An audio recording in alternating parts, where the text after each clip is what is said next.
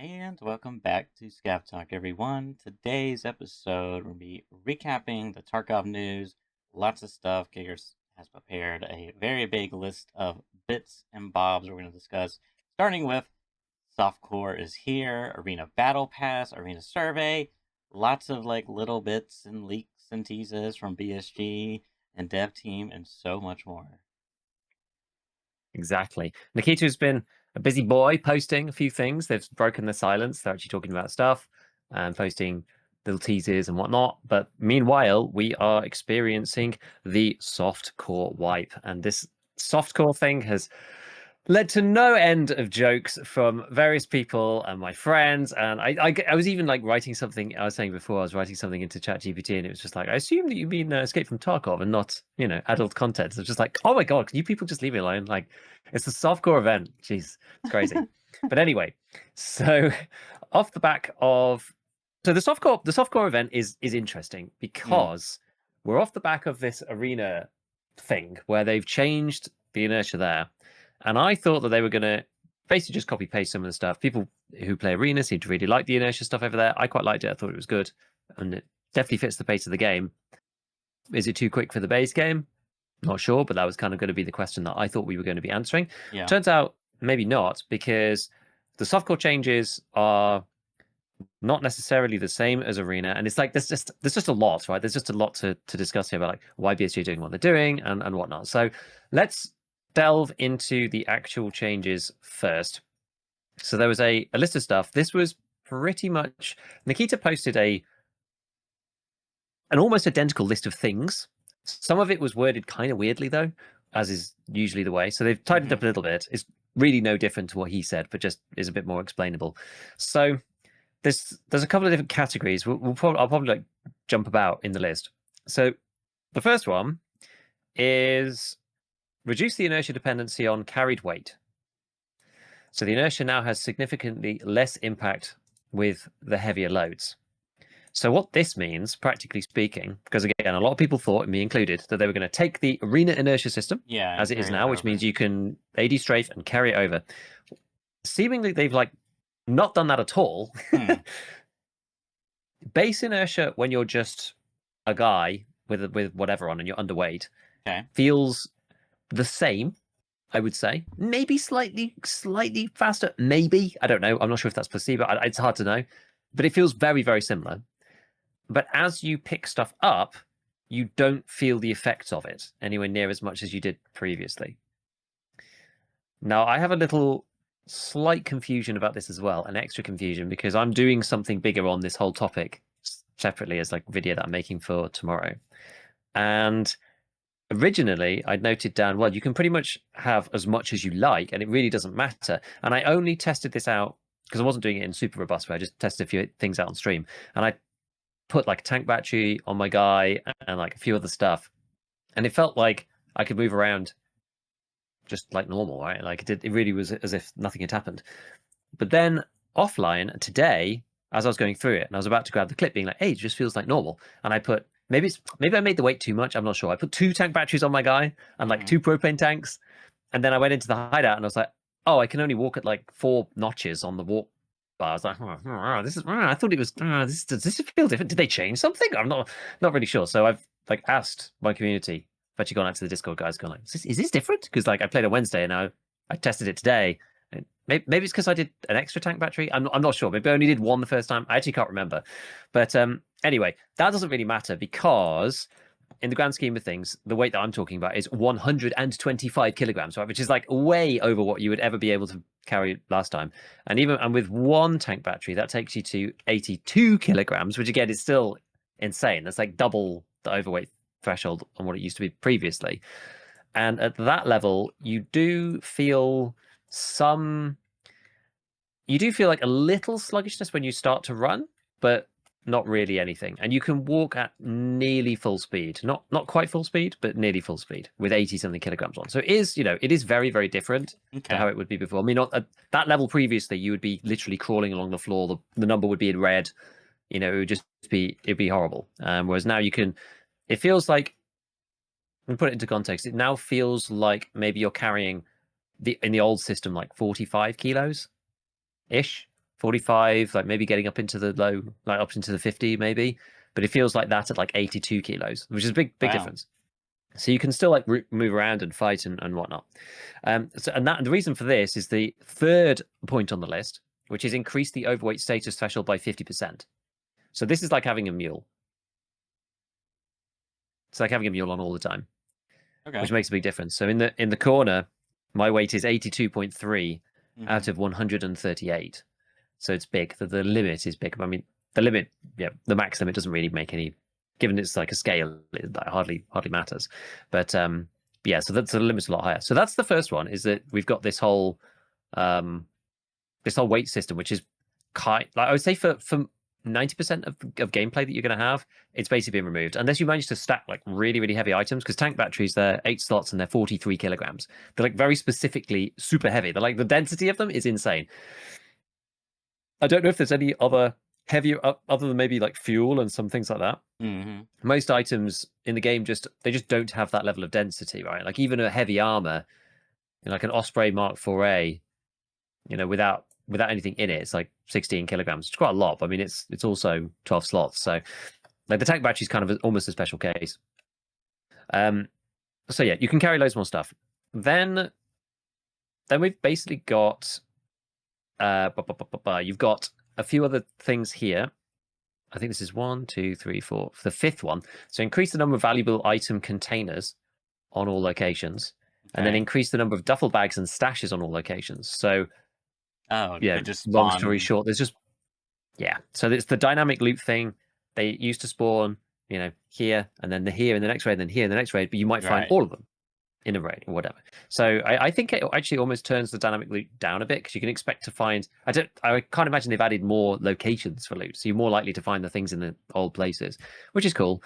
Added various container spawns in marked rooms as well, so you can find weapons cases, like that kind of thing, in marked rooms.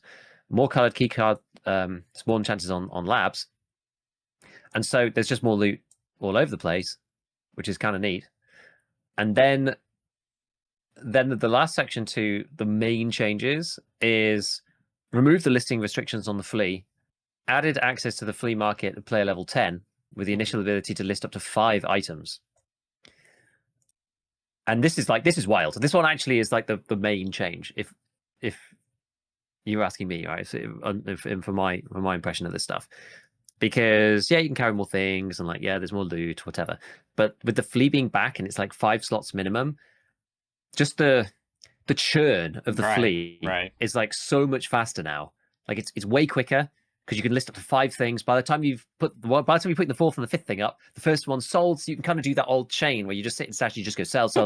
And now when you can go like right click, add offer, it really becomes quite fast. So you can just sell like a whole bunch of stuff. And as I said, by the time you get back to the first one, like the last one, some of the first things have sold. So you can sell a load of stuff. And you can sell everything. You can sell pretty much anything. Like it's crazy. I think the only exception is you can't sell your secure container. Wow, that is. I think you'll be muted again, by the way. Basically everything. What? You're muted again. Really? How does it keep doing that? That's so weird. I don't know. That's very annoying. That is like actually everything. Like when you said, you can basically sell everything, I was imagining like, oh, okay, you probably can't sell like, class 6 armor, So I was figuring there's gonna be some exceptions, but yeah.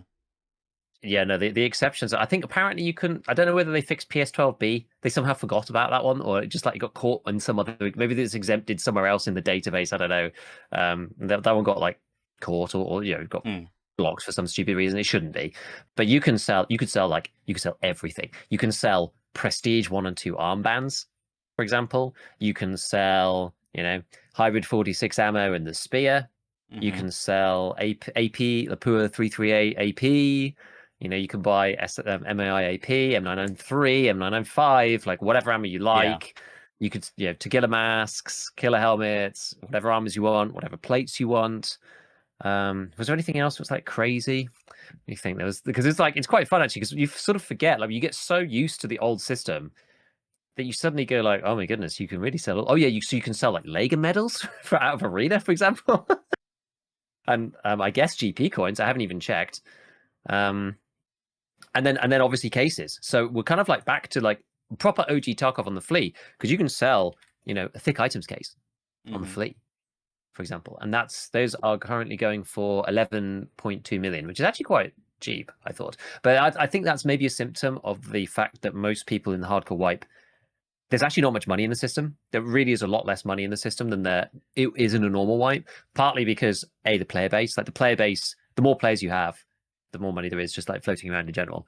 Because everybody's like working on stuff and pulling items out of raid and whatever. I imagine if you looked at I don't know, the total market value of the Tarkov economy is much smaller than a usual kind of wipe. I would guess, again, partly because of the number of players. The money supply increases in Tarkov because people are pulling stuff out of raids. So if you've got less raids and less people doing it, the money supply gets a bit slower.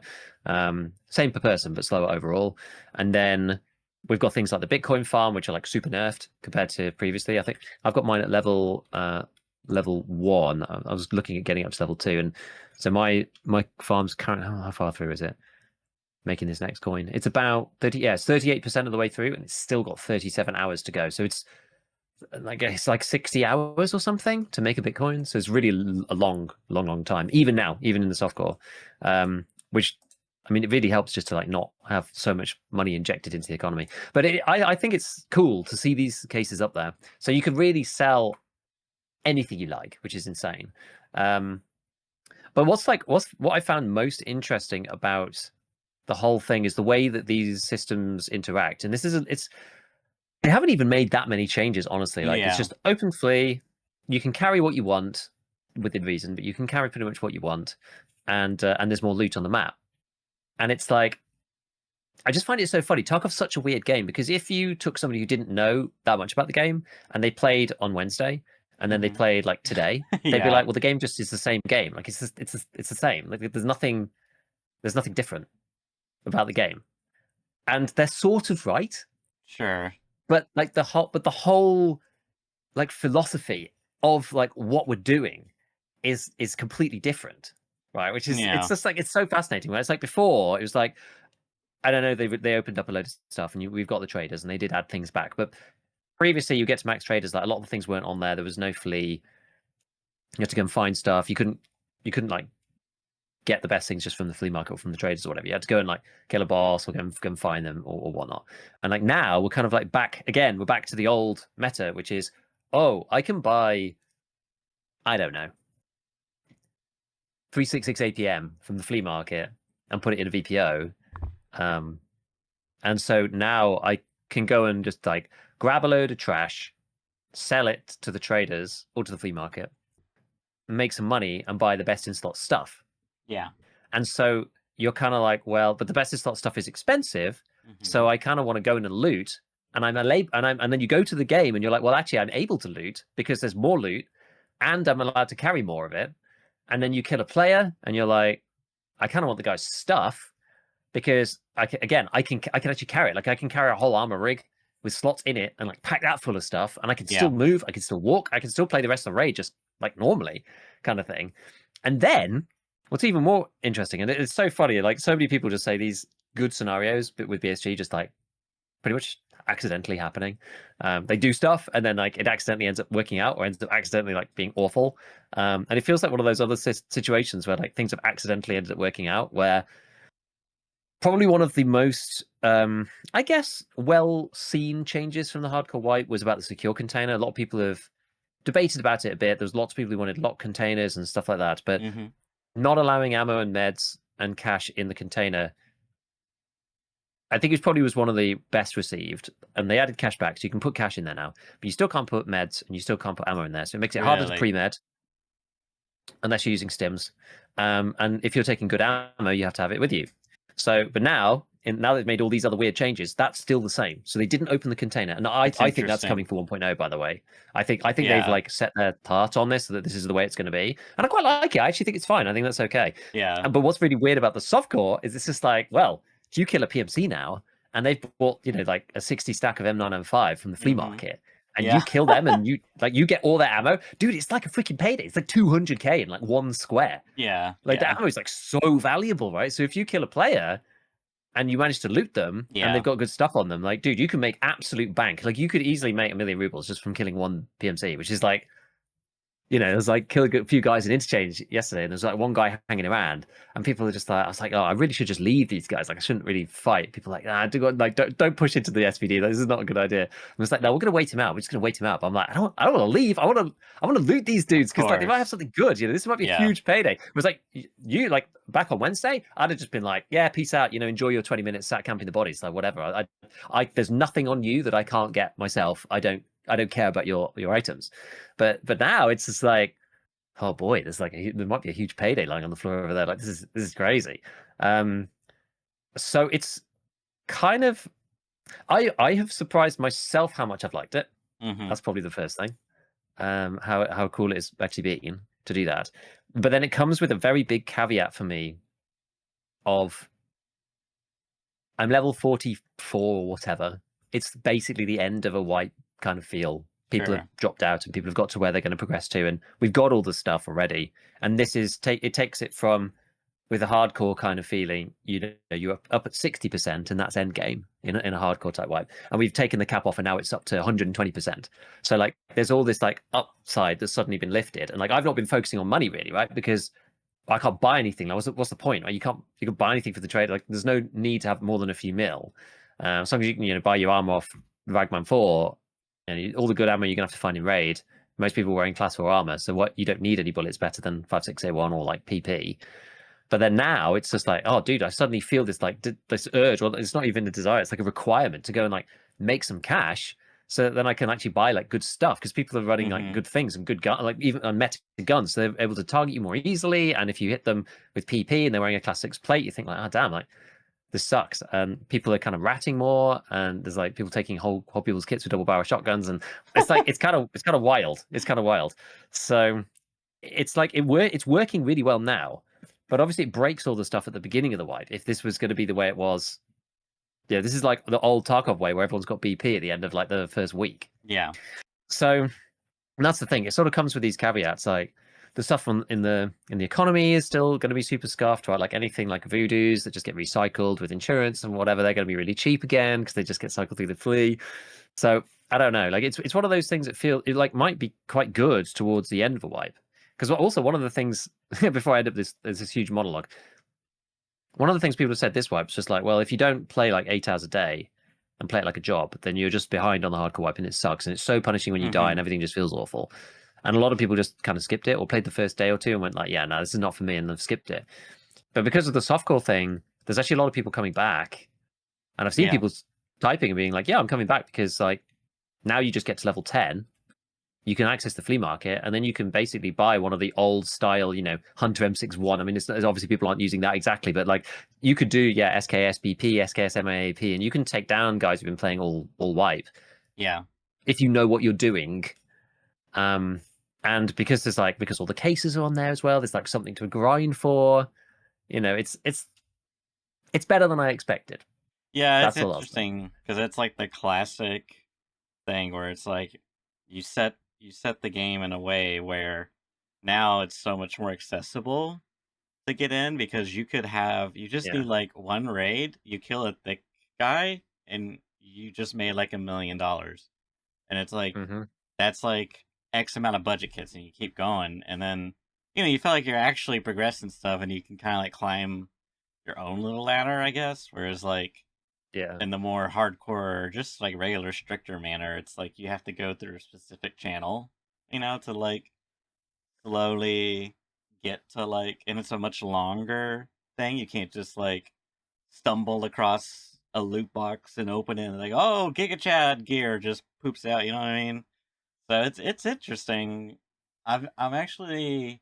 You said something earlier, like you couldn't do that before. You were talking about like fighting PvP, like you wanted to get the body, and you were like, I couldn't. Normally, if I was playing hardcore, I would just leave because he doesn't have anything that I couldn't get myself type of mentality, Yeah. right? Because you're assuming they probably got like whatever gear because it's hardcore. Everything is less restricted. So it's Mhm. interesting because when you flip the script in a way, it's like, oh, I wonder what's in his mags. you know? Yeah, and I think that's the case. It's like you end up with sort of the worst of both worlds with the hardcore thing at the end of the wipe because it's Mm-hmm. like, well, I have level 4 traders that sell me class 5, Yeah. and they are probably not even wearing that. So like, why am I going to risk my armor? I've got nothing to trade it for, and like, you know, I know they brought insurance back, but like when insurance is not there as well, this is one of the things why I'm like so torn about insurance because Mm-hmm. it's like quite bad for the economy, but at the same time, it's like, well, if I go and loot the guy and he's got a class 4 rig on or class 4 armor, whatever it might be, and a class 4 helmet, and I'm like, well, it's like the same as my stuff, unless like if you're not able to insurance fraud as well, then you're just replacing like there's no reason to take it, and like the weight system is so punitive that you may as well not you can't take any of their things, you know. So it's just crazy. No, I was just saying like you basically can't take any of their stuff because if there's no insurance, Mm-hmm. you can't insurance for your own gear. You can't. Yeah, they're wearing class 4 armor. You're wearing class 5. So Yeah. it's like, well, there's Yeah. no way you're going to take their right. And I could buy that anyway. I could buy the class 4 armor. So why take it? So it's different. And this is why, again, the reason why hardcore was kind of a bit like of a mess, because to make it really work is that you need it to be like even harder, which only Mm-hmm. a very small fractional minority of the player base actually want to play. Like basically streamers and people who are playing it full time. And like I've dabbled with hardcore sometimes, and it's quite fun. But the vast majority of people don't want to do that. But you have to basically have no traders, like only barters. Like then it means that when you kill another PMC and you're both wearing class 4, it's like, well, I will actually risk taking it in my bag over all these other items or whatever. But if you have this sort of half and half hardcore where like, oh, the flea's open for like one item, or even just having traders up to level 4 and you can just buy stuff off them in cash, it still isn't. It's just not the same. Mm. It's just not the same. So yeah, it is certainly interesting, but there's the counter to this is that like anybody who's anyone has got best ammo, Mm-hmm. and I think that will quite quickly just evolve into people will just buy whatever armor at that stage because if everyone has the best ammo, the ammo ammo is expensive per bullet, but it's cheap in general. Now, there's no point buying a class 6 plate for 400k when you can buy M993 for 4,000 rubles a round, because you're just going to get just straight through, right? Like butter on your. So you just go, well, I can't be bothered to wear this. And then you end up, I think the risk is that you end up with people wearing like, rat rig shattered mask equivalent, whatever it might be. I think previously, some people that I'd spoken to, they were either just, MMAC or whatever it is. It was just something easy and cheap, class 4, decent slots, like class 4 plates, stops you getting killed by scavs. But if you come against any player, half the time it's a headshot, and the rest of the time it's you're eating M995 to the chest, so you're just dying anyway. And so the risk is that the armor progression is not there or whatever. But at the end of the wipe, it sort of doesn't really matter that much, and the ability to let other people into the game is also there. The other thing that I was like, because you mentioned about with hardcore, there's only one way of doing it, and I think that definitely is true. It's just like struggle along. There's no way to get a big payday really. Like yeah, you might find a decent, even if you find a classics armor, for example, you're you can use that once, but that's it. Like you can't find a stack of whatever, AP for 338 and sell that for 1,000,000 rubles and then fund your kits for all eternity. Hardcore doesn't work like that, right? You have to find all the items that you're going to use. So you have to have and acquire each individual armor piece on its own, which is not necessarily a bad thing. It just means each equipment piece, each item, everything is itself and isn't convertible into anything else. So you can't just build up a big stack of cash and buy whatever you like. You have to each item you have to find. It's like it's all well and good that you've got a load of guns, but if you don't have any armors, then you're stuck, right? You can't turn those guns into armors. You can't balance out your loadouts, and so that means that there's only really one play style, which is the slow and steady progression grind, whatever. Whereas like back to this, there's lots of different ways to play again. It's like you could be like new, rush to level 10, then be doing like min-max kits from the flea. You could be buying like you could be have been playing all wipe and you're just like chatted out, you're just like spending money on stuff and like getting money back from killing other players and funding yourself with PvP. You could be flea market stock trader. Stock Trader Hero, and just like buying and selling stuff on there, and like not even stepping to raid, and basically just flipping stuff and arbitraging barters and doing whatever. Because the flip economy is all well, is all real. That's happened for sure. Yeah. There's people flipping stuff all over the place, and you can flip from traders again, which is a bit like just like okay. But I don't know. I'm not sure whether it really matters. You can play in lots of different ways. It's just the sort of the mill simmy hardcore guys. Obviously, they're not going to like it. But I just feel that there are like more play styles that enjoy the game like this than there are that like don't, especially in the end of the wipe. Like I was just wondering whether they could do something like they have done in the past. No flea for the first month. You have like ordinary flea, which is like class 4 armor, M856A1 or whatever. That opens up in the middle of the wipe, and then it just like completely opens up at the end. And that I think would feel quite good because the flea market is so important to all the systems. And I think you could kind of keep some of the loot stuff. You could keep the weight system, especially the weight system. I feel like there's not really that much disadvantage to allowing people to hold more things, be less, punishing on the weight, like it is now, because it's enjoyable to loot. Even if there's no flea, it's enjoyable to loot and not be so weighed down. And yes, you are taking away a little bit of the risk reward around like, well, if I just take all the stuff, I'm not being punished for that. But I've kind of said this previously with like found in raid and secure containers, and not every system in the game needs to punish you for everything. Like I just like, I get it, but at the same time, the game's like so punishing already in so many ways, and it's like the game's full of like vicious circles and virtuous circles. The more you play, the better stuff you have, the better you are, but also the better things that you will obtain because you're playing more. If you're bad, you'll die more, which means you have to spend more on meds, and like it's just like the game's full of these loops that spiral good players to the top and bad players to the bottom. Like does everything have to be like dialed up to 11 on that front? Like I don't think it's necessary. And like slow people down a bit when they go over 100 kilos or whatever, but like, allow people to just like carry stuff out. Like it really is fine. It's not something that I think will actually break the game and make it feel too easy or like anything like that. The game will still be the same. It just means you'll be able to feel like a bit more agency, a bit more able to play the game that you want to play in the way you want to play it. So yeah, there's so much to this. There's so much to this because everything's been like, as I said, flipped on its head in the philosophy of like why we play. And it'll be interesting to see what happens at this point because we've got I guess we've got like 4 and a bit weeks. Yeah, 4 and a bit weeks until release.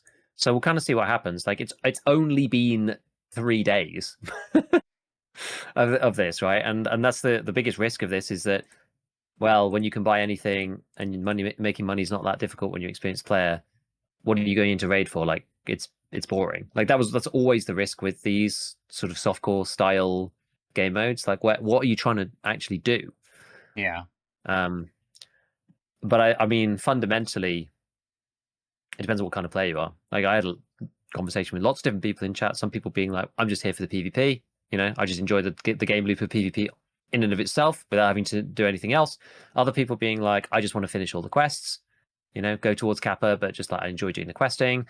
There's other people like me. Like I would say, if I'm being totally honest with myself, I'm a number go up, brain go burr kind of player. So my game loop, if numbers going up in the hideout in the stash, I feel like I'm achieving something, And so there's like you got the money guys as well, and so I think it depends on. There's lots of different types of players who play for lots of different reasons, but I think this kind of game mode, especially in the end wipe, facilitates more of those people than others. So you don't necessarily need to be going for anything in particular. You don't need to be like fighting for your life like 4 months in, per se.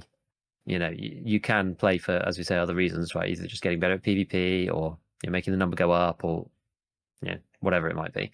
So it's going to be an interesting experiment. We've got to keep our eyes open over the next few weeks, and I'm sort of in the middle on all this because I quite like the hardcore stuff. I quite like the way the game feels this way. So we'll see. I'm just trying to speak to a lot of people and get a lot of information how everybody feels about it, like the way they play, and whether they think it's good, whether they think it's bad, that kind of thing. And just sort of take it from there, really, like compile it all together and give the feedback, I suppose, 1.0, because I think that's kind of what it's for. One thing I noticed that you, unless I missed it, that you skipped over was the reduced aim punch effect by 60%. Was that Mm. intentional or? Okay, so I guess we can go over the other things that I missed out because there was basically some other stuff in there that I didn't really talk about, which is I just don't think they're as important, but they're still, it's still talking points. So reduced aim punch effect by 60%. Who know like what does that number even mean for a start? I thought it was going to again be like in Arena, where aim punch has basically been like deleted pretty much. Um, and let me tell you, it is not like Arena. So I've been shot a couple of times and thought like, oh man, I'm having a really hard time fighting back. I've had like two Yeah. situations like that. So 60% sounds like a big number. It could be lower if you ask honestly. Like if you hadn't have told me, I would have still thought that it was its full effectiveness. To be honest, like it probably if you did a side by side comparison, it probably does look better. Mm-hmm. But really, when you're in a fight, right, like you're not like looking through frame by frame, going like, oh well, exactly how much blur have I received and how much weapon kick or whatever. It's more binary than that with aim punch. Really, it's just like, can I fight back or can I not fight back? And if I feel like, well, it was really bad before and I definitely couldn't fight back, and now it's kicking my aim off and I'm still blurring and I still can't fight back. It might be 60% lower, but does it even matter?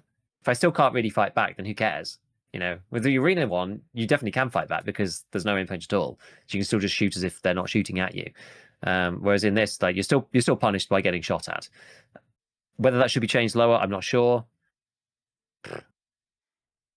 It's one of those things. It's just like there's no right answer, right? It's just like some people think that yes, you should be punished for that. Some people think actually no, you should have a chance. I don't know. Like I don't know. It really depends where you sit on your personal opinion of that and how like realism-y, milsim-y you want to be versus how kind of gamery, arena shootery you want to be about it, really. So Sounds I'm like sort of just like, gamer yeah, are you? whatever. Exactly. Um, I didn't mention about the dog tag barters, so those ones are kind of cool. There was a really good list. Here it is. There was a very bad scav list. So as you might imagine, I'm going to do it in game actually. I can't. That picture is way too small for me to look at. As you might imagine, there's some good and some bad. Some of them are really good, and some of them are trash. So the ammo ones are probably the best ones, as you might imagine. So 7N40, the unicorn round for 545, which is the only reason why it's so unicorny is because it's like M855A1, but gives you a recoil reduction. That requires, I believe, let me see, is it 2 or 1? It is, yeah, it's 2 dog tags over level 20, and you can buy a 120 pack. Okay. So you can do that for dog tags. There's a PAB9 one for dog tags of any level. What else was there? So there's some weapons ones, but those ones suck. You can buy M61 for 2 dog tags, a pack of 20 from Jaeger. What else was there? Let me see. I think there might be some cases as well that you can do. There's like a fast MT with the MVGs on it, which you can do for 2 dog tags. Anyway, it's like decent stuff. Oh, you could go for 5 dog tags over level 20. You can buy the AK-50 from Mechanic just straight up, just buy it, which is kind of insane.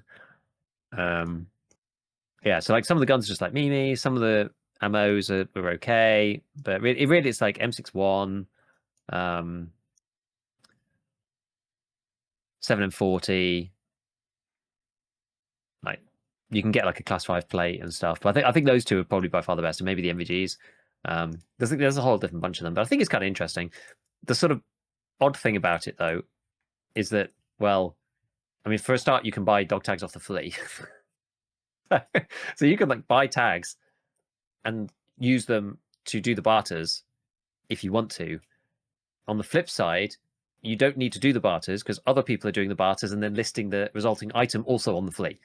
So it's like, well, you can buy 7 and 40 on the flea, and you can buy the dog tags. So the barter exists, but it doesn't really matter. But it's only possible to get the 7 and 40 because the barter exists. So it's like it's kind of weird. It's sort of like Yeah. weirdly circular in a sort of weird way. You can buy all the inputs, you can buy all the outputs. So the barter's then like, well, is it worth it based on the two, the input and output sort of ratio. It's like a USEC dog tag is like 90k, for example. It's probably the deal is it's probably never worth buying dog tags, I would imagine, because the dog tag pricing is almost certainly going to be the highest common denominator of whatever the best item is. You know what I mean? So it's like, well, whatever the most expensive item is on the flea as a ratio for those dog tags, that's where the dog tags are going to get priced on the flea market, because otherwise you could buy dog tags and buy the best item and then list that. So it means that the barters for all the other things are not really worth it. You're actually better off selling all your dog tags on the flea market and then using that money to buy the result of the barter off the flea directly with cash. The classic. Rather than actually doing the barter. Yeah, it's a proper classic. Ashton Chat says, I bet bear tags sell at a slight premium. So dogs. Oh, there's like, oh, they're all different ones. Because they're all separate listings. I actually haven't looked at this really. So you've got dog tag bear. So you've got prestige 2, 1, and normal dog tags. Are there any prestige 3 ones up here for sale? No. Oh, but then you've got EOD ones as well. Oh, they're all separated out. This is really annoying. Yeah, so it's prestige 1 and 2 bear dog tags on the flea. Oh, goodness me. And then you've got EOD. What's the difference? Yeah, so EOD USEC for USEC and bear. You've got unheard for USEC and bear and standard for USEC and bear. So yeah, so a standard. Oh, actually, it's actually the other way around. So standard bear dog tag is 84k, and a standard USEC dog tag is, well, there's a listing for 80, but they're like 99, 140 after that, which is kind of interesting. I mean, there's not actually that many. It's one of those things where there's probably not that many listings and not that many people buying them because people just don't realize it. You can buy them here. It's like we're so used to not being able to sell dog tags on the flea market that, yeah, it's you can put like bitcoins up on the flea as well, like things like that. It's like it's crazy. It's genuinely crazy.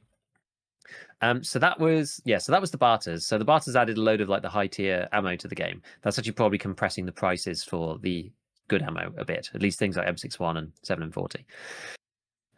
Then what were the other things? Oh yeah, so adjusted PMC skill leveling speed, adjusted individually, increased the successful raid experience multiplier, and removed the ability to earn the hardcore wipe achievements, which really did annoy people because some people were like a few kills away from Kappa, and there was like the hardcore wipe achievements. I think there were only 2. There was like, get to level 2 Ragman, which is the first one, and then the second one is like spit all the way to the end, which was getting Kappa in the hardcore wipe.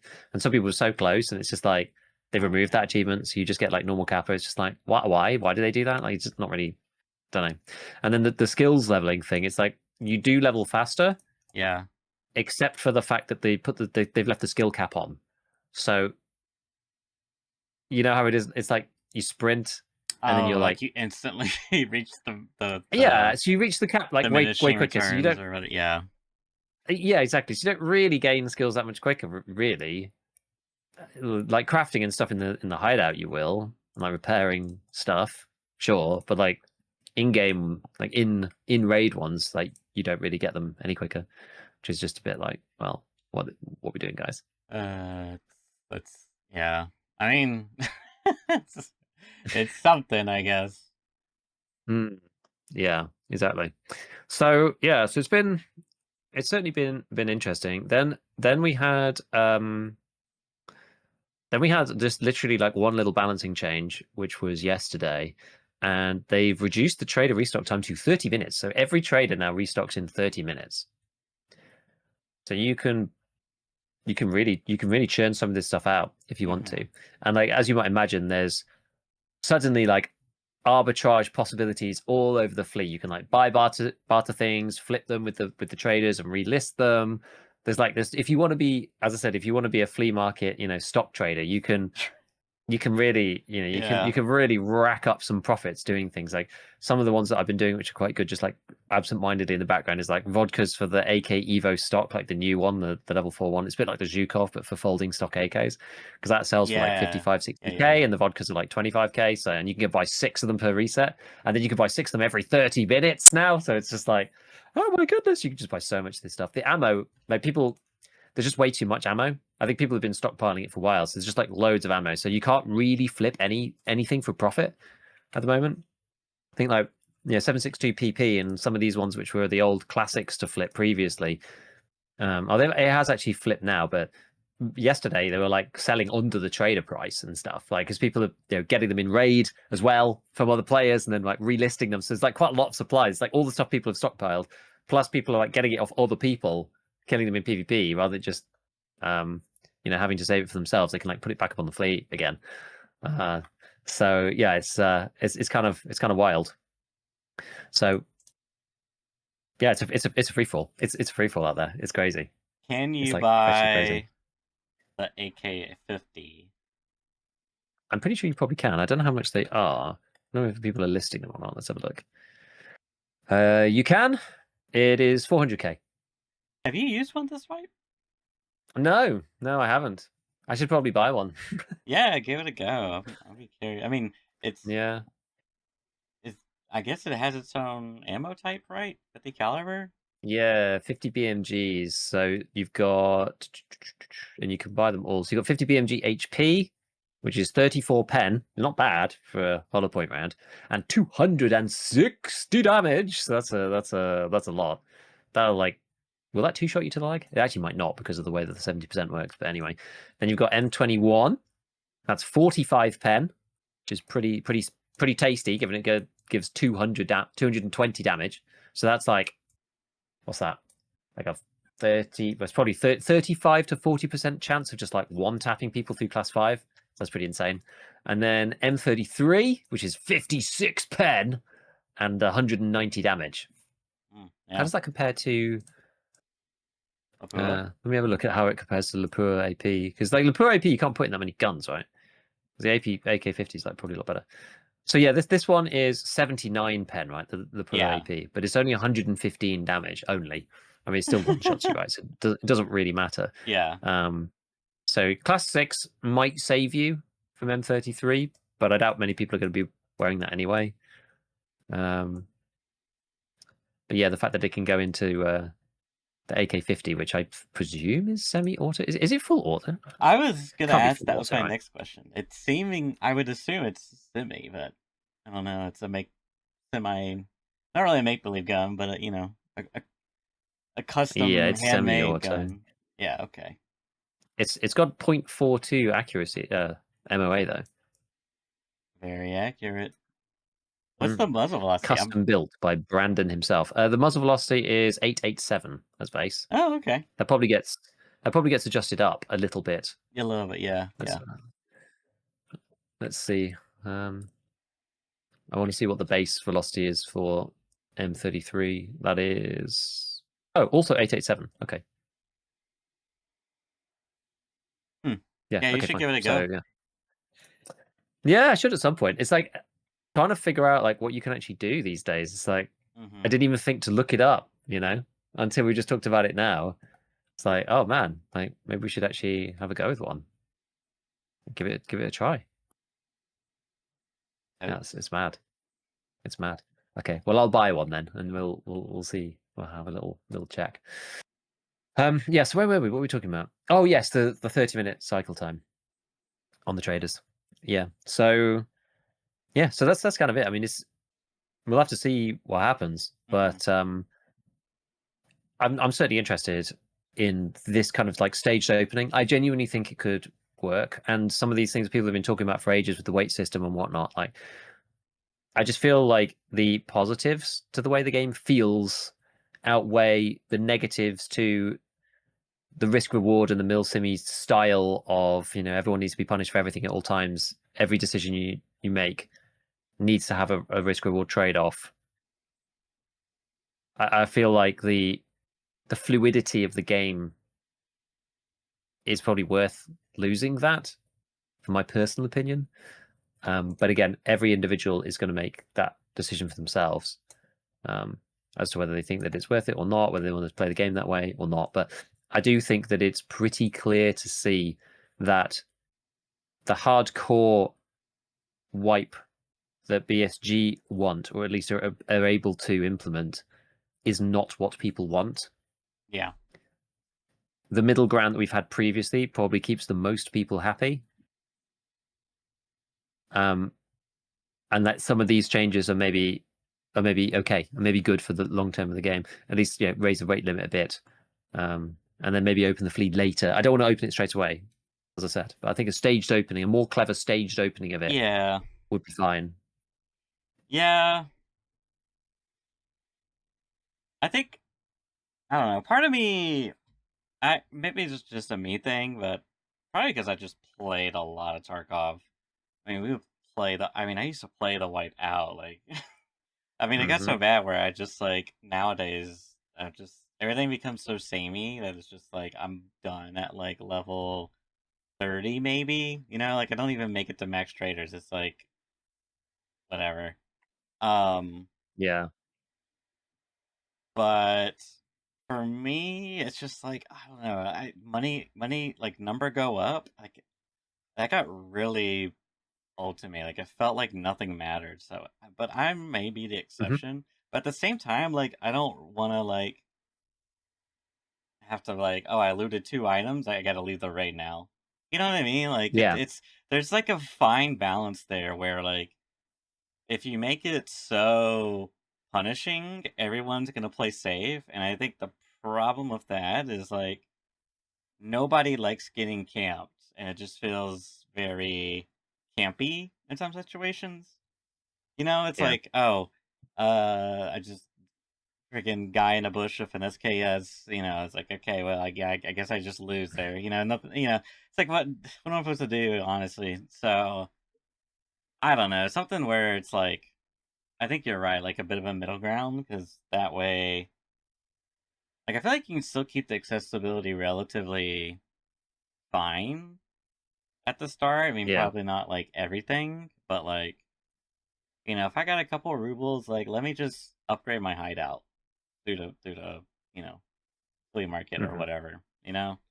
Um, I don't know. And then as you Yeah. go on, just like, 'cause, yeah, I mean, I think a lot of people early enjoy the early wipe, and if you, in my opinion, if you make that like too, I don't know, dissolvable, it's just like it used to be so like it didn't really make a lot of sense to play. It felt like do the quest even, because it was just like you save a little bit of money. That was like the upside. But like in the grand scheme of things, Yeah. if you're surviving, you're always making money. So it's like I don't know. It's a tricky thing, and then you got scavs, so it's a really tricky Yeah. balance. So I think the coolest part though, uh, assumingly, is like the more mechanics side. Like if they keep the, which I'm kind of on board with you, if they keep the container mechanics the way that it is, I think that's probably because you remember how we used to be able to put mags in your butt, and Yeah. people would just reload from the butt, and it was just like really annoying when you kill like a guy and you get one mag that was like in his gun. It's just like, okay, And it's empty because he's been shooting it at you. yeah, it's like, okay, yeah, sure, whatever. And then like thankfully they got rid of that, which it was like a great change, and now it's like we're kind of moving more towards that pendulum swing, which is Hmm. interesting.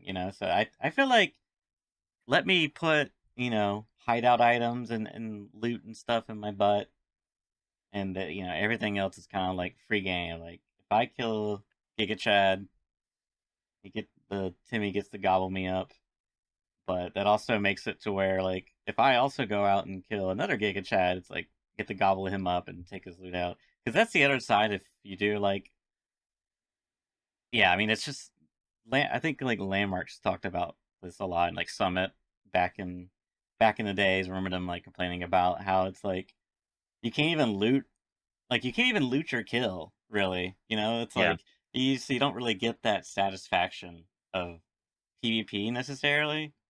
Um, you feel like you're really either gaining money or like upgrading your kit.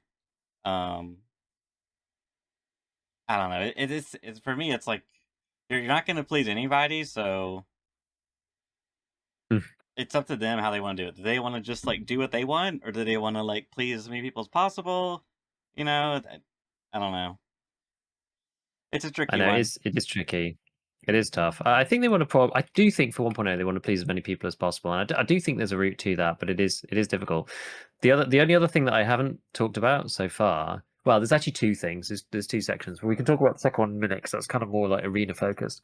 The first one for EST. So there was a little bit of controversy, right, when this first came out, because classic oversights. I actually don't even blame BSG for this because they made so many changes so quickly with the softcore that they couldn't have anticipated some of these things, right? It's just like, it just is what it is, right? There's so many changes. So what happened was they said, oh, so we're going to put cases back in marked rooms, you know? Yeah. But we haven't had that for years, for ages. So you're going to have like weapons cases in marked rooms. Oh, great. So people turned up, like they've got marked keys, whatever. They turn up on the first day, open it up, go over, you know, look at the guy, look at the weapon case on the ground, and it's just like, you're not allowed to hold it You're on your just staring PMC. at it. Yeah. Yeah, it's like it's on the ground. Like the allowed numbers of weapons cases on PMC is 0. Yeah. So you know, Right. rip the weapons case. It's just, that's it. No one could pick it up. So like Yeah. apparently they did change it. I don't know how long it took. I think it was a couple of hours or something, and then they did change it so you can pick them up.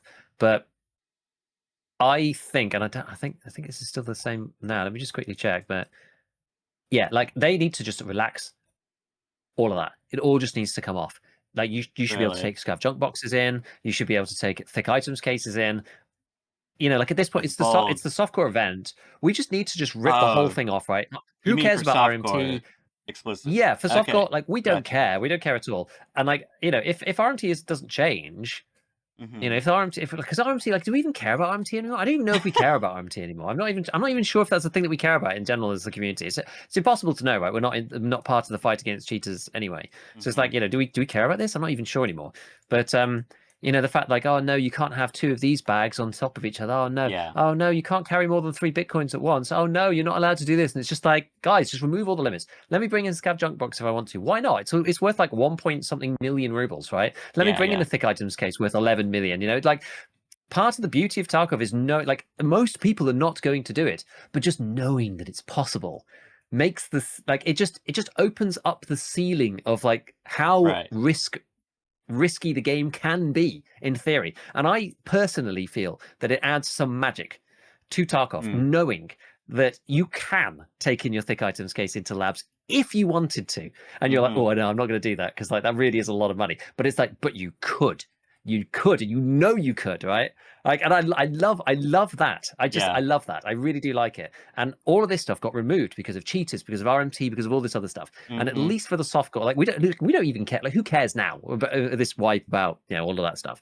Like, cheaters are cheating anyway. RMT, like, I don't know. Like, it's towards the end of the wipe, you know, whatever.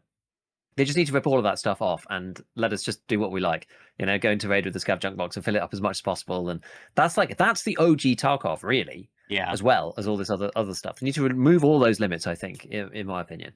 And that'd be amazing. I think that'd be super, super fun. Just let people go in with like fully stacked bags, thick items cases full of LBT rigs, you know, hoovering up the entire map, selling it all on the flea. Like that's what softcore is at its core, right? It's like, it's the ability to do those things and do what you want and play the game how you like.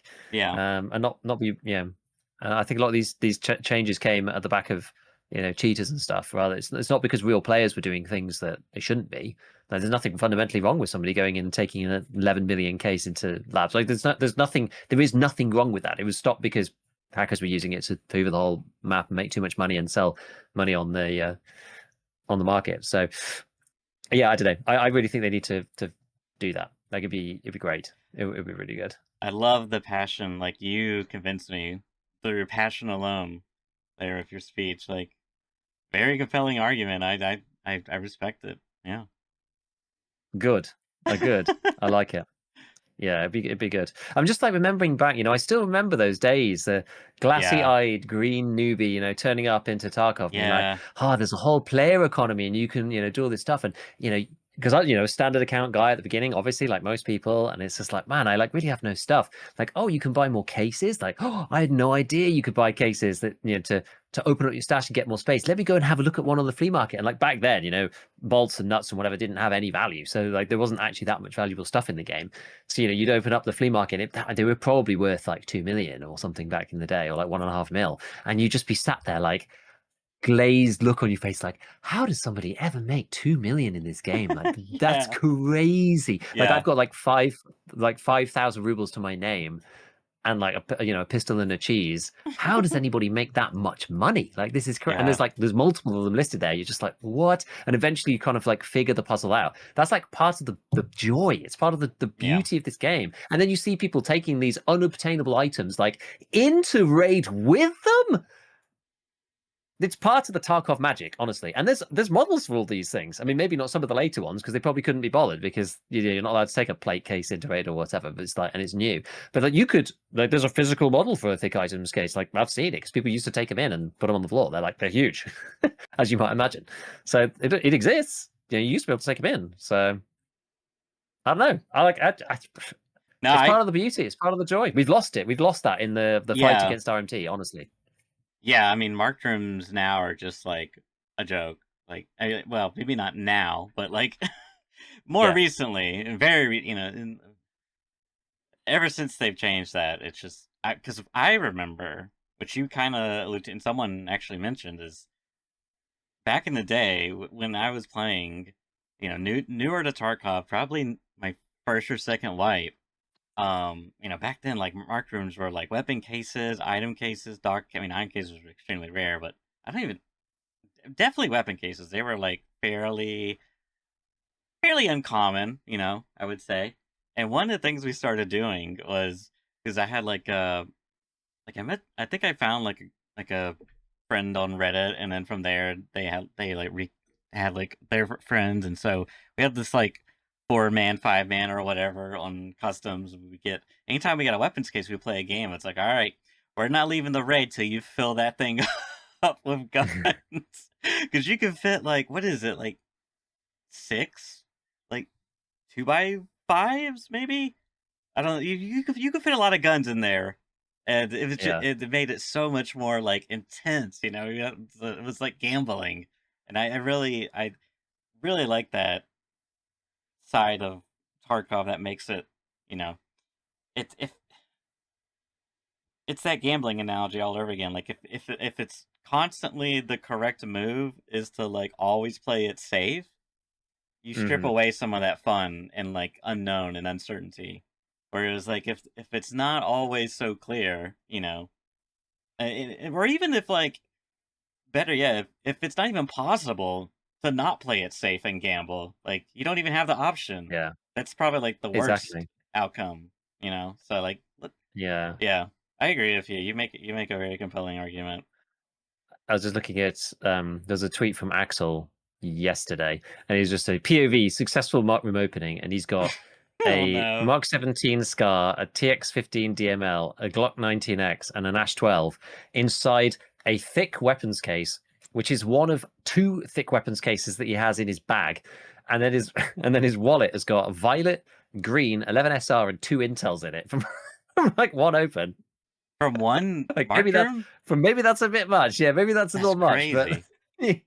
the possibility to find a case in there, every couple of opens or like three Yeah. or 4 opens, that kind of thing. That would feel like perfect to me, right? It's just like you open it up, okay, some cool stuff. Okay, you open, there's some cool stuff, whatever. And then just like, oh, this is the one with the thick weapons case. Like, oh, we got to get out, right? It's like, and that's the thing. It can't be all the time either. It's a balance, right? If it's never, it's just like then it's never really interesting. Or if it's once in a blue Yeah. moon, it's just kind of like may as well not be in a mechanic. But if it's every now and then, you never quite know when it's coming. It's definitely not. It's definitely not 50-50. Then you're just like, when it happens, you're like, and it will actually happen to you at some point if you play, those kind of raids. I know it's just we'll see, we'll see.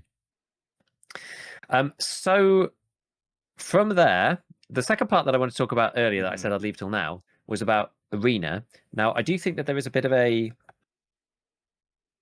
risk the BSG are running here by Uh-oh. not pasting over the inertia system from arena into the base game. It's not a risk for Tarkov, to be honest. Tarkov's probably better off for it itself, but BSG are very like arena focused. So I think, I don't know, we'll see how they end up playing this one.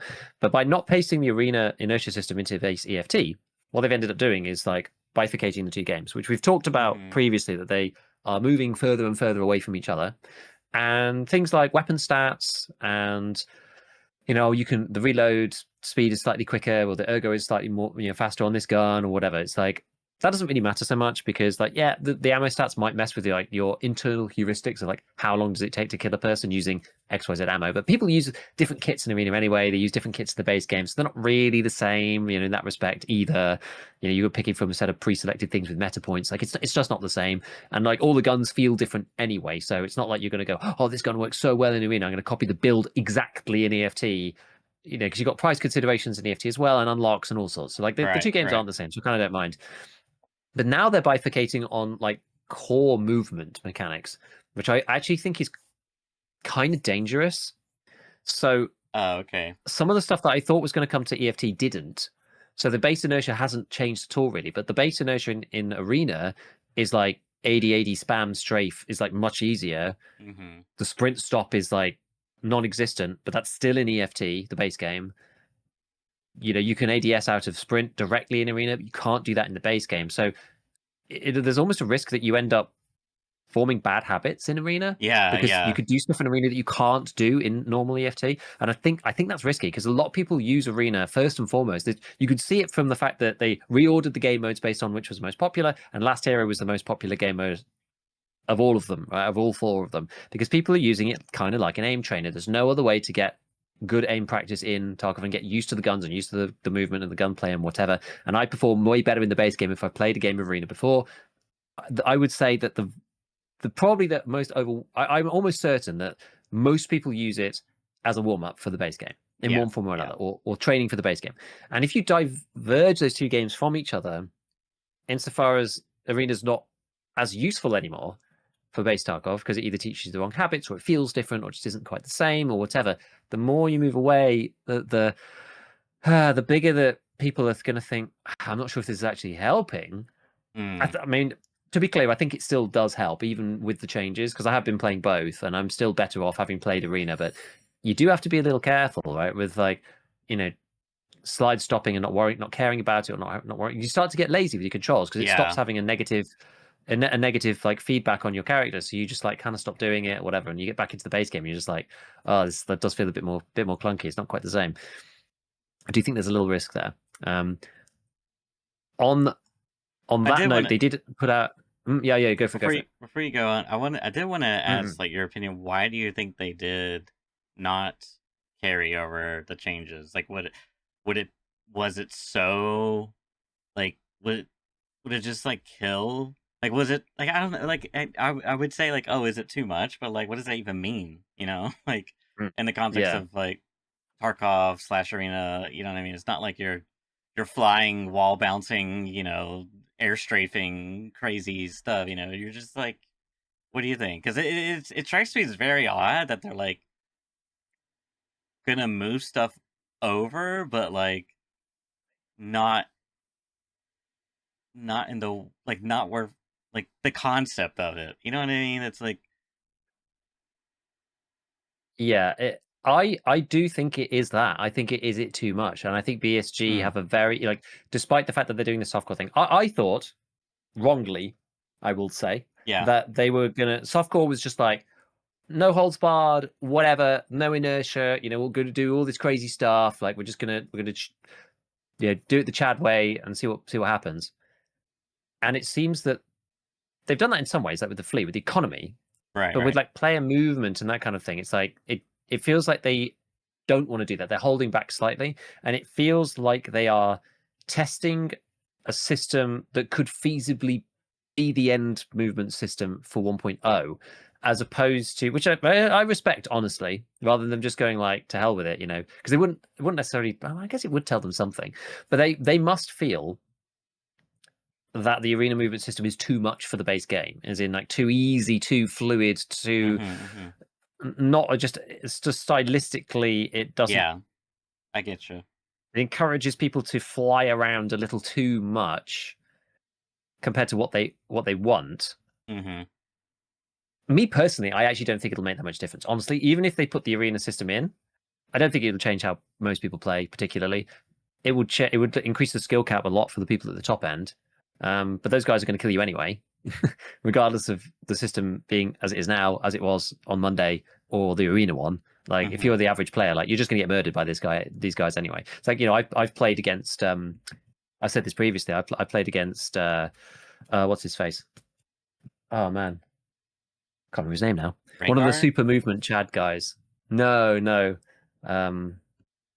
He's the guy who does the lean on the mouse. Oh, what's his name? No General. Yeah, no generals. Right, I played against no generals in arena prior to these changes, and like it's like playing against someone who's cheating, right? So it's like you can't. It's like it's such a weird experience because they're just like so far ahead of everybody else. Like you've never experienced anything like it before, and that's with the old mechanics. It doesn't matter, right? These guys they're gonna nail you just a little bit harder because they changed them. Like, you're just gonna die, man. Like it's crazy. As I said, I came second on the team, and this guy just killed me. He just killed me over and over and over again. And he had like 60 kills or 70 kills or something in last tier, which is like a lot. Like it's just an insane number. And I managed to get into like the third. I think I got into the 30 because I died so much to him. I got into like the 30s or whatever. And I was like, as I said, I was number 2, and then everyone else was under me. Because we were just getting farmed by him. It's insane. So like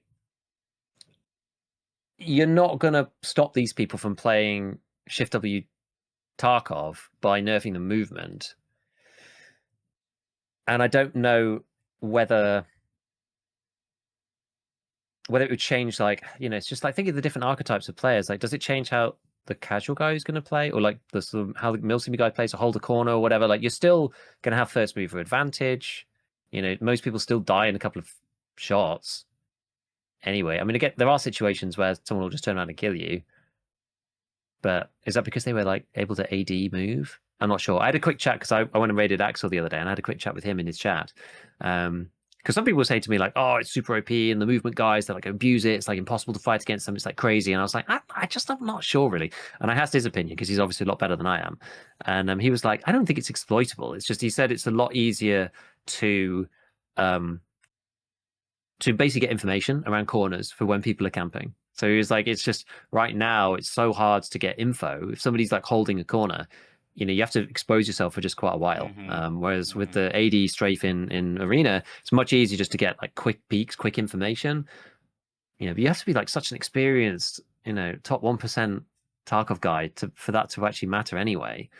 I'm just not sure if it matters most of the time, and it will feel more fluid for people. So I don't know really.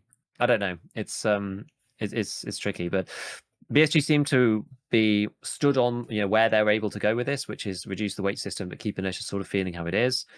And whether arena diverges and people, as I said, I still think it's kind of okay, but if they diverge it anymore, then I'm not sure. I don't know. I'm not sure whether people will like that, but we'll see. We'll see.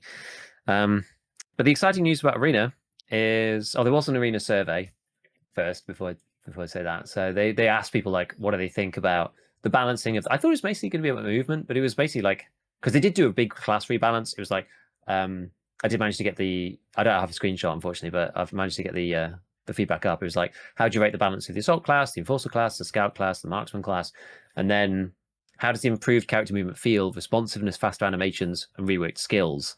Which is like, I like it, it's better, but needs work, didn't notice any changes, I don't like it, it's become worse. How do you rate this respawn system changes in checkpoint mode, which I think are kind of, whatever. How do you rate the TTK? And are you satisfied with arena optimization? And are you going to recommend it to a friend? So like, they've been asking some questions about it.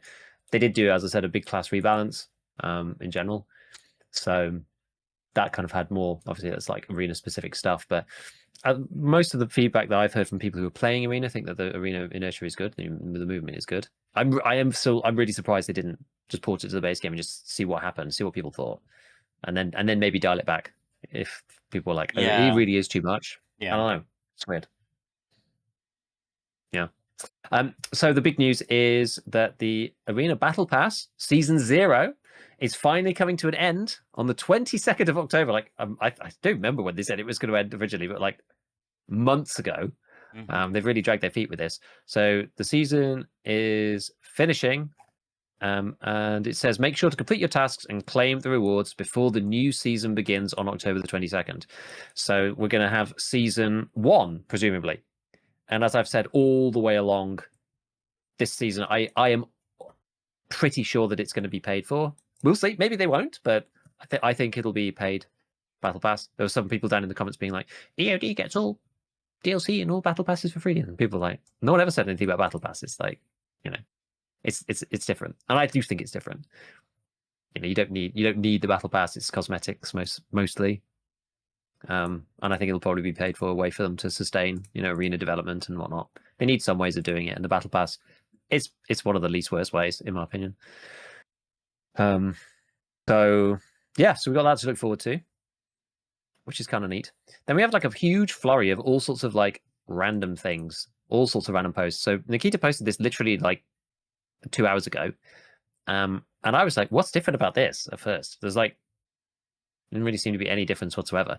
But the big orange beta banner is gone. Oh yeah. So this is the 1.0 launch screen. I mean, it doesn't mean anything really other than that. But it did take me a minute to figure out. So it's like something's different. What's missing? I was like looking at the things like character traders, like exit, Yeah. hideout. There's no extra menu options or anything. Like, what does he mean by this? Like, what is this? What's this for? I was like, oh, the beta's gone. Yeah, cool. That's neat. Nikita's posted all sorts of like random other people. I don't know what. There's like one guy. I think is it an arena dude? I'm not really sure. It's got one of those Ronin respirators on. Those things are class 4. I don't really see those on. I don't really see those at all. They're like, I find a way to. Actually, you can probably buy them now again. I say probably, like almost certainly. Ronin respirator. How much are they? 74k. They're not even that much, which is kind of neat. There was he called it new boss, but I think he's just joking around. Hopefully, we'll let you pull the picture up. It is a PMC, an arena one with blue armbands on each side, and their entire skeleton body is elongated. Look like Slenderman. Yeah. So it's some kind of weird Slenderman PMC. It's pretty funny. Stuff of nightmares, actually. Oh, yeah, this one was good. He posted a short video, and like presumably this is in the BSG office. It's literally just like 38 days, 17 hours, and 47 minutes, like the countdown clock to the 1.0 release. It's just like serious crunch time, you know. Just like have that up just to remind all the devs. Everyone's sleeping bags in the office, that kind of mentality, I imagine. The biggest crunch of their lives. It's like their break room. They got like refreshments. Let's see, like a coffee machine, presumably, and a tea machine, and there's white bottles. Is that vodka? No. That's probably like surf mix, I imagine. It looks nice though, like what they got there. Yeah, it does look good. Yeah, maybe they should bring in some of the vodka as well. You know, just to spice up the development. Oh, for sure. I love it. Oh, it's I should try. So someone did point out the irony of the clock being in the break room. Oh my god! It's just like, you having a coffee, are you? Oh, okay. Pointing at the clock, you know. Time's ticking. Yeah. No, exactly. Give me 1 second. Oh. Yeah. Up next. Oh wait, did we look at this last week? I don't remember. I feel like maybe we didn't. Maybe I just saw it. Let's see, October 7th. No, okay, I guess I just saw this one. Welcome back. I was just trying to remember if I had seen this one last week, but I didn't. I think I just saw it on my feed this week, which is some type of AK looking gun, that DMR. What is this thing? Well, this one is, I can't remember what people said. They did say it was something. It was like an SVDK or something. Is there something that was in Contract Wars? I don't know if it's like. I don't know if it's a particularly common. The interesting part about this is that at the top you can see the caliber it's in, which is 9.3 by 6.4. Yes. Which, as per some of the comments on Twitter here, just like 9.3.64, like what the F is that? And it's like some like large game round. 9.3 by 64 mil Brennecke.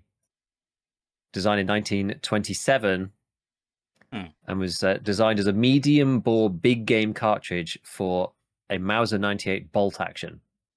Okay.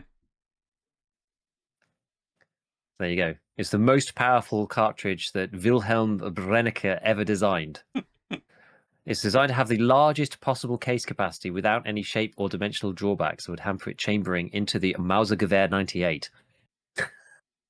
So it's a big boy. Yeah, big bullet. It's a big boy, and it's used for shooting like rhinos. So yeah, that's some rando gun that's coming. It's like yeah, no, it just looks really odd, doesn't it? Originally, I thought it was like the AK-50, but like it isn't. It's something else. Yeah, I mean, it's got kind of like a RPD modernized look, but then it's got this giant like, M14 magazine sticking out of it, and like a short stubby barrel and like railguard. Like it looks very peculiar. So we'll yeah, it's quite cursed, isn't it? Yeah. It also could be the perspective. I think that was the other thing I was trying to like decipher from when I saw it earlier this week. I was like, because the way Nikita, of course, is taking a screenshot with his phone on the monitor, but the angle is off. So like it's at a very like, I don't know, 45-degree angle looking at the monitor. So the dimensions of the barrel, it's like I wonder, is this actually a long, a long rifle, or is it a short? Stubby one. I think it's short, but it's just funny how it looks. Yeah, no, for sure. It is very weird. There's it reminds me. I was thinking about like cursed guns. I saw something crazy the other day. I'll put it underneath in my like little notes bit. I've literally just linked to it now.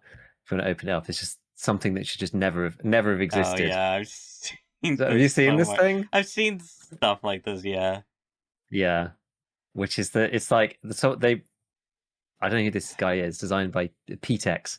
It was like the 09P. So it's the P90 backwards, and like it's like the P90 the wrong way around. Yeah. You zoom it out a little bit because I can't quite fully see it on the thing. And you can see like the muzzle's like in the stock. The stock is over by where the muzzle's supposed to be. It's like it's great. I love it. It's so funny. People are so creative with these things. Yeah. Okay, so the next one we've got some other arena thing, which I guess is something to do with the next battle pass. Tempus Campanium, which apparently means Time of Champions. So, it's coming. Cool. And then this really cool set of screenshots that Nikita posted, which is some kind of like heli exfil on the icebreaker, which is pretty insane. I mean, Axel, who we were talking about a minute ago, but he said, yeah, 2% of players will be able to escape from Tarkov. I think this ship might be the only good ending.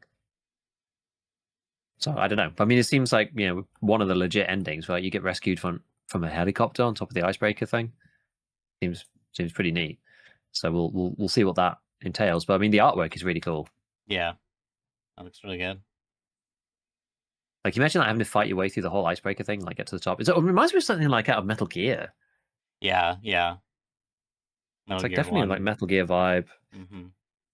And even too, with like they've got the whole like tanker, the oil rig, and all this stuff out in the sea. It's like feels very like Raiden, when you first turn up. So yeah, it's pretty neat, pretty neat. And then was there one more? Oh yeah, there's just a comment from Nikita, because somebody had asked, will the prestige system come into PvE at some point? Because at the moment it's just tied to PvP, and he said possible, but in some different way. So maybe they'll do it. They have a right hard on for punishing PvE people with prestige. Like, no, you can only be a hardcore PvP boy if you want prestige. Got to play against other people you're not allowed. Yeah. So that I think that's pretty much everything. That's all the type of stuff. I mean, there's a lot. There's definitely a lot to chew over and mull over, and figure out or watch what's going to happen with this softcore stuff, and if any of the changes get put through. I think it's important to voice some of these things, especially in the positive way. I do often feel, although I like the idea of hardcore, and I like the idea of playing hardcore against other people playing hardcore, and I really wanted Pestilese create a hardcore with 1,000 people who are like opting in and want to play that. Yeah, and it'd be a completely different game. I also have always respected the fact that most people don't want to do that, and you can't force it on the player base. And it was proved this wipe that was just not what people want. And I've always felt sympathetic to the PvP guys with some of their ideas and changes. I sided with them quite a lot on like founding raid, for example, and like incentivizing PvP. And as you say, you loot two things and then you're like, well, I should leave because I need both of these things, so I should just leave the raid. It's like I've always sympathized with some of the arguments from that side about it. Mm-hmm. And with the weight system stuff, I mean, they talked about it more than me, but after playing it, I'm just like, I could see, I get it. I actually get it, guys. I understand why you want the weight system to be removed and why so many of them thought. I actually never really thought about it as much of a big deal as some of the other things. Mainly probably because I'm more of like an econ guy than I am like a in raid looter guy. But after playing with it being the way it is now, I'm just like, I can see, I get it. I can see why you guys want it to be removed back then. I think also when it was like as time's gone on, I've got better as well. And so back when it was just like unbridled, do whatever, carry as much as you like, full labs, chads, whatever. Like I wasn't playing those types of raids. I wasn't even necessarily creating content at that point. So I wasn't really very good and I wasn't experiencing it in that respect. Whereas like now I can sort of feel it a bit better because I'm much more competent than I was like 4 years ago. It's like, okay, I sort of get it. I sort of get it. And there's a middle ground, I think, to be had for everybody. Like, I think there is a joy to being able for someone being able to step back in now, going like, "Oh, the softcore wipe's here, and I can go toe to toe with everybody." Yeah. Whereas if it was a hardcore wipe, like, I just can't ever get any good stuff. Like, I'm never going to kill anyone else. Yeah. Because they've all got like tons of good gear. It's like just the steepness of the curve is just too high. Right, and the longer as time passes, that steepness only grows in theory, right? Yeah, exactly. Whereas like now it's like, oh, you can actually circumvent the progression, and if you've got enough money, but you can generate money in those some different ways, do a few loot runs, sell some stuff, and like fix it. And that's good now at the end game, but it's not good at the beginning. So it's like I feel like we could get a bit of both. Right? We can have a bit of both. Yeah. It'd be a good way to go about fixing it. Yeah, that's interesting. We'll see. Yeah, we'll see. It's that was in the details. I mean, I imagine it's probably. I'd be surprised if they, swing more towards the hardcore side of things, but I imagine they're probably going to swing more towards the softcore. I would think. Maybe not like, probably not. We'll see. I do feel pretty strong about your argument. I mean, I haven't experienced it, but it does seem very counter based off the actual practicality, like how people are using the tool, that being arena, right? So it's like if you have these different, because you made a good point about how in arena versus Tarkov, it's like when you build a kit, in Tarkov you're doing it in a different manner, whereas like in arena you kind of have like the entire catalog, in a way, but Yeah. so they don't really like carry over 1-to-1, but that's sort of like the metagame, you know, prep and strategical economy. It's not like the actual raw mechanics, like you're in there fighting for your life. It's like different, right? It's sort of this like Yeah. nebulous mechanics, whereas them having this like differentiation in mechanics and the practicality of players using Marina to like practice. I think that's a fair point. Is like now you're gonna have to like it becomes even more strenuous to like remember, train your brain like, okay, I'm in Tarkov, so now I gotta play under these mechanical gameplay rules of like moving and aim, punch, and shooting. Whereas you go to arena, it's like, different. I feel like that is I don't know what the answer is, but it's just that to me sounds counter. I'm curious to see how long this will like change and if it becomes sort of like one of these growing pains that people start complaining about. I don't know if it's really a big deal right now. We'll see. With Yeah. like 1.0 maybe. Mm. And I think people care more about the base game anyway than they care about arena. So Yeah. sort of like arena will be the one that suffers, I think. But it's exactly that. It's like it's a bit like, well, if they've got like core mechanics that are like muscle memory training, it's different to Right. looking at a Right. menu and buying stuff, right? Yeah. It's Yeah. like Yeah. training muscle memory is different to like information that you just know. Mm-hmm. And it'd be a bit like going, well, we'll just go and play like CS to go and train your Tarkov skills, and it's like they're both just shooting, right? Like it's both just clicking heads. It's like, yeah, but like the recoil's different. Like you have to learn the pattern and the move. You have to counter strafe and all this stuff. It's like you start going down that slippery slope with this, where it's like, well, the way the systems are right now is that you have to circle strafe in base Tarkov. You don't need to do that in Arena. It's actually probably detrimental.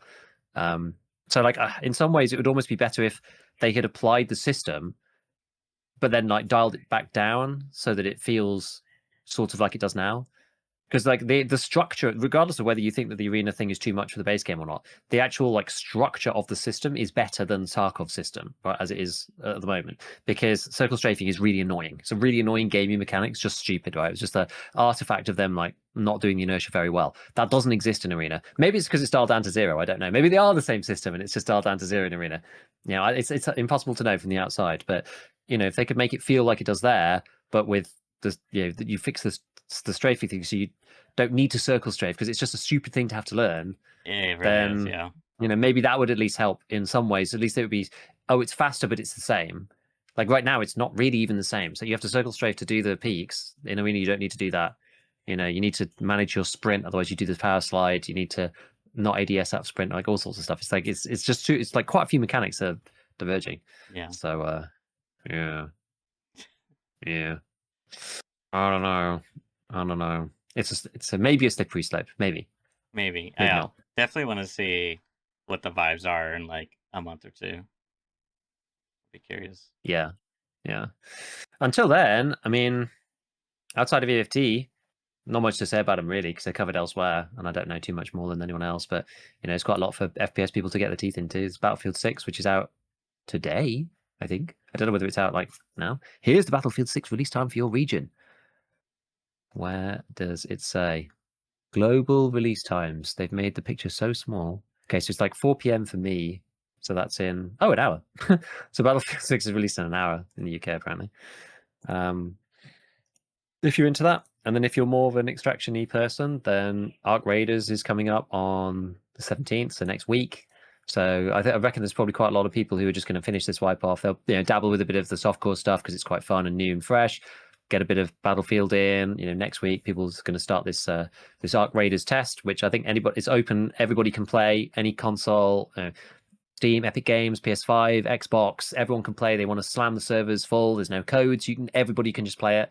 So I think that's actually going to be pretty fun because there's going to be everybody involved, which is better than, you have to watch this stream of 3 hours and then you might get a key, enter into the raffle to get a key for them, whatever. So we'll see. It's good. And Arc Raiders is being praised as the second coming of extraction shooters. It's so scary. Like it's for good reasons. Yeah, for sure. But man, I wonder if the studio is really feeling the pressure,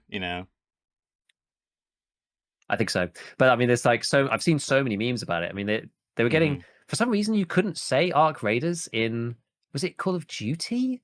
Or one of the other Battlefields or something? They'd censored it in the game. So it just came up as like star when people were talking about it in chat, which is just like such a weird, like paranoid move. And Arc Raiders themselves were like putting out tweets being like, we're still ready to announce star on the 30th of October. They're just like fully leaning into it and like go full meme on it, which is so good. Was it BF? Okay. It's just like so weird. And so that's just like super strange.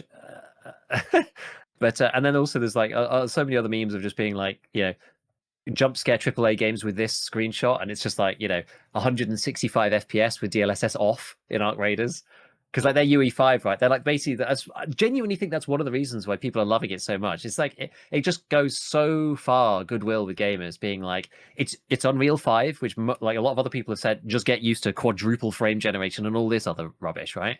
And so it's on the same engine as other people who've like really suffered, like Borderlands and a load of other ones who are using fake frames and DLSS and all this stuff. And they've managed to make the engine just like absolutely sing. It looks beautiful and it runs like a dream on people's PCs. Everyone's just like, how is this possible? Like, this is so cool. Everyone's loving it. It's so good. So we'll see. I think people enjoyed the gameplay. If it runs really nicely, and they've done a bunch of stuff because they've had quite a while. So people are going to be expecting quite a lot out of it. But if they've managed to add some more to the game loop and whatnot, could be cool. We'll see. And it's quite friendly for solos, so I'm probably going to be playing it as well when it comes out. Yeah. I definitely solo leaning matchmaking.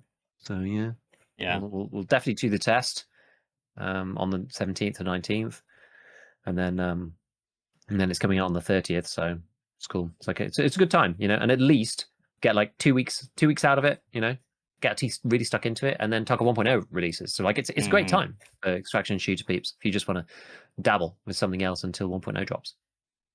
I saw this. This will be the last thing that we'll round out. I saw this clip from. I guess someone clipped it off Shroud Stream. So apparently, Black Ops 7. There's like a beta out for it. Uh-huh. I mean, I had to like verify that Black Ops 7 was like a new game upcoming because I can't keep up with the Call of Duty releases anymore. Like I just Right. never know.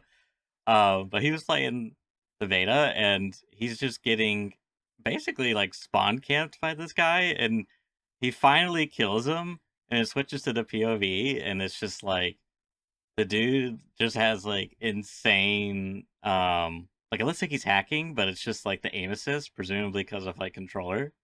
But it's like I just like, oh man, I can't understand anyone like on PC at least like wanting to play a COD game nowadays. Just like it's crazy.